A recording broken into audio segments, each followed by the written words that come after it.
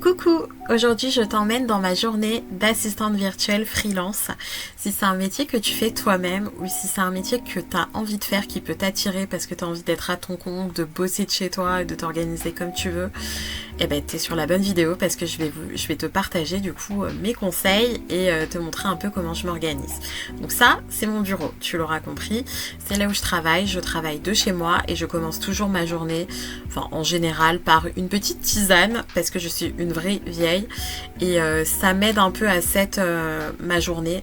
C'est-à-dire que j'aime bien avoir des habitudes, sachant que quand tu es assistante virtuelle, t'as souvent plein de déconvenus dans ta journée, t'as plein de choses qui se rajoutent, encore plus si t'as plusieurs clients pour lesquels tu travailles. Moi personnellement, j'ai la chance de travailler que pour une personne, une entreprise, et donc on a plein de choses à faire, on a plein de projets, on est même d'ailleurs plusieurs assistantes à bosser pour cette compagnie parce qu'il y a énormément de choses qu'on lance pour l'année prochaine et c'est hyper intéressant, donc je me sens trop reconnaissante.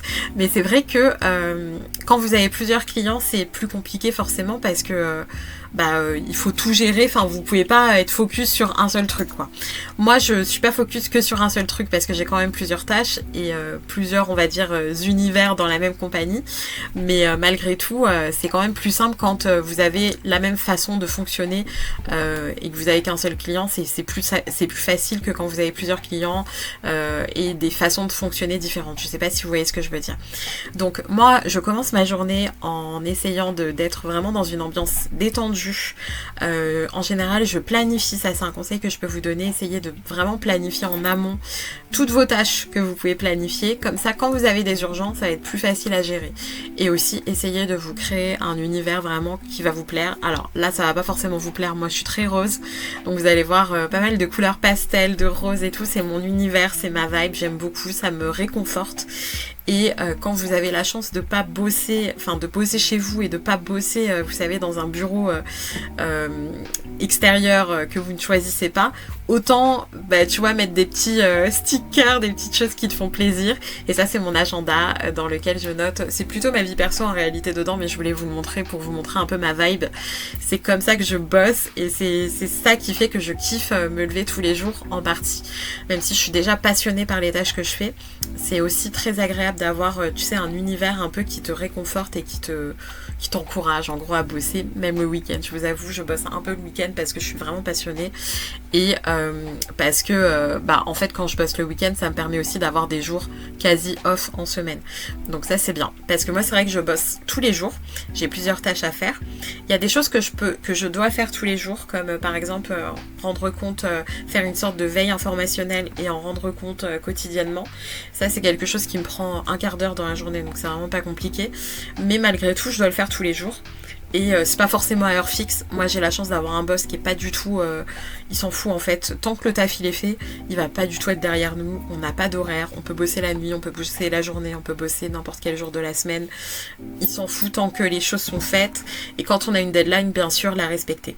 Là, ce que vous voyez sur l'ordinateur, c'est un tableau que... Bon, là, vous le voyez plus, du coup. Mais c'est un tableau que j'ai créé, un tableau de gestion des finances personnelles. C'est en fait un tableau qui vous permet aussi de mieux vous organiser. C'est vrai que quand vous êtes freelance, vous avez beaucoup de choses à faire vous-même. Vous êtes plus en entreprise, c'est à vous de gérer aussi vos salaires, vous avez des charges aussi. Enfin, c'est plus compliqué, on va pas se mentir, que quand vous êtes salarié. Moi qui viens du salariat, je sais ce que c'est aussi. Et c'est vrai qu'il faut avoir une très bonne organisation. Parfois vous allez être payé forcément en brut, donc plus que quand vous êtes salarié. Et il faut en tenir compte d'ailleurs quand vous négociez votre salaire. Toujours demander vraiment du brut et tenir compte des charges que vous allez avoir à payer derrière. Et quand vous les payez pas du coup tout de suite, il faut les mettre de côté. Et du coup mon tableau en fait de gestion des finances permet aussi de s'organiser à ce niveau-là. Donc si ça vous intéresse, il y a un lien en barre d'informations. Ça peut aider en fait d'avoir une vision et de savoir un peu ce qu'on alloue aussi avec en fonction du revenu qu'on a, ce qu'on alloue pardon aux charges et à notre vie tout simplement. Alors ça c'est vraiment un gros problème que j'ai actuellement, je tenais à vous le présenter, c'est un tabouret sur lequel je travaille. Il est super mignon, il prend pas de place, mais il faut absolument que je prenne un fauteuil de bureau.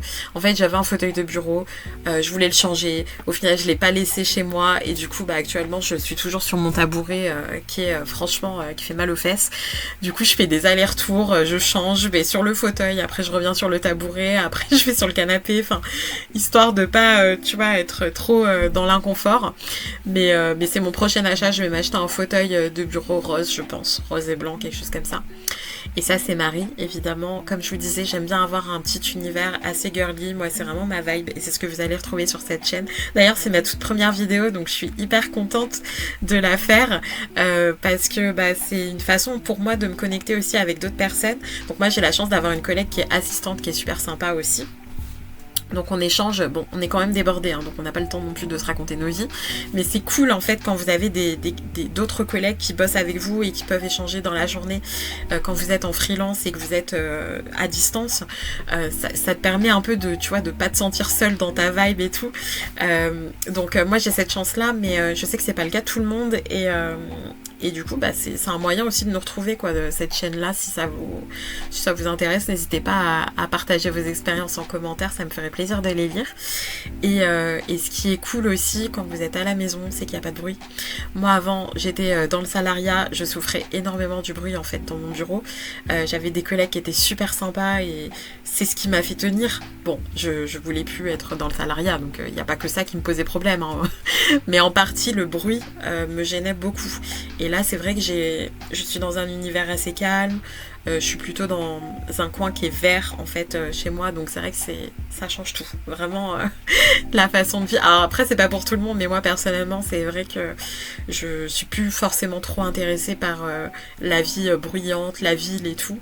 Et quand vous êtes dans un coin, tu sais, un peu campagne, c'est vraiment très agréable. Et là, vous voyez du coup mon outil de gestion des finances que j'ai fait un peu à mon image. Hein. C'est vraiment les couleurs que j'aime trop.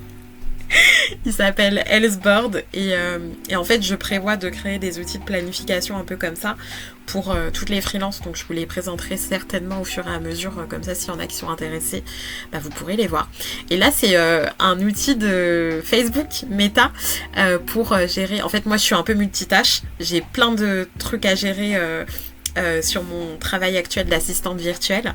Je vous présenterai si vous voulez mes tâches dans une autre vidéo, puisque bon, là je suis partie un peu pour vous présenter mon activité globale, mais si vous voulez que je vous détaille, sans rentrer trop dans les détails non plus, parce qu'il y a des choses c'est quand même confidentiel, c'est des projets sur lesquels on travaille, donc je vais pas rentrer dans les détails à ce point-là, mais vous dire un peu ce que je fais grosso modo, je pourrais le faire dans une prochaine vidéo. Mais c'est vrai que bon, pour vous expliquer, je fais de la gestion de réseaux sociaux, je travaille sur des projets très importants, je suis aussi je fais de la rédaction, on va dire aussi, enfin voilà, et je vous présenterai ça peut-être un peu plus en détail, comme je vous le disais, sans trop rentrer dans les détails parce que c'est pas mon entreprise, donc je peux pas me permettre non plus de tout dévoiler. Et ça, c'est un petit marque-page d'Idol. Idol is back. C'est sorti il n'y a pas très longtemps, hein. Là on est en novembre 2025, ça y est, on est le 2 novembre, on est dimanche d'ailleurs, bon dimanche à toutes, et du coup je me suis ruée sur la collection d'Idol, j'ai craqué. Donc voilà, donc là vous voyez que j'ai ajouté un petit, je sais pas comment on appelle ça, un petit custom pour mon clavier d'ordinateur parce que je trouvais ça vraiment trop mignon. Et le truc qui me manque, alors déjà j'envisage, en fait j'hésite à acheter un iMac. En fait, j'ai toujours voulu prendre un iMac parce que je me suis dit dans ma vibe de bureau et tout, c'était sympa d'avoir un ordi fixe. Mais après, je me dis autant acheter un MacBook. Avant, j'avais un MacBook et j'ai vraiment kiffé en fait les Mac. Il est tombé en panne, ça coûte assez cher, donc je me suis repris ensuite un ordinateur normal qui était moins cher. J'ai vachement hésité à reprendre un Mac, mais je me suis dit oh c'est pas grave pour l'utilisation que j'en ai. Et à l'époque, j'étais pas encore freelance, donc j'avais pas besoin nécessairement d'avoir un ordi voilà, que j'utiliserais tout le temps. Et maintenant que c'est mon travail vraiment à 100% d'être sur mon ordi, clairement autant investir quoi. Donc je me dis que peut-être le prochain achat, bon il y aura déjà le fauteuil, hein, comme je disais c'est vraiment l'urgence numéro 1, le prochain achat ce sera peut-être un MacBook ou un iMac, avec surtout le truc qui me pose problème actuellement, ma souris Et le fil là que vous voyez partir dans tous les sens, il me faut une souris sans fil. En plus on en a une à la maison, mais je voudrais prendre une petite souris rose, comme ça irait bien avec mon univers, vous avez un peu compris le délire. Donc voilà les filles pour cette première vidéo, c'était un peu décousu, j'en suis désolée, je vous fais de gros bisous et je vous retrouve bientôt pour une prochaine qui sera mieux. Salut les filles!